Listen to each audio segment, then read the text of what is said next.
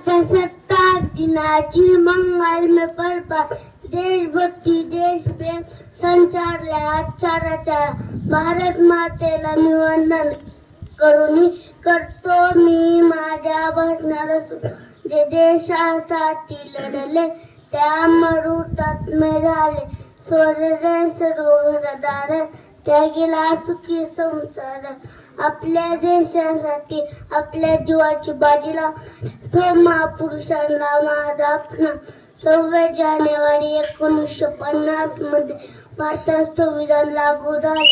हा दिवस एकता आणि बंधुता शिकवतो. या दिवशी आपल्या भारताने राज्यघटना स्वीकारली. आपल्या भारतात राज्यघटना ही जगातील सर्वात मोठी लिखित राज्यघटना आहे. डॉक्टर बाबासाहेब आंबेडकर यांना भारतीय राज्यघटनेचे शिल्पकार म्हणतात. तर करूया संविधानाला आपल्याला जगण्याचा शिकण्याचा अधिकार. एवढे बोलून मी माझे भाषण संपवतो.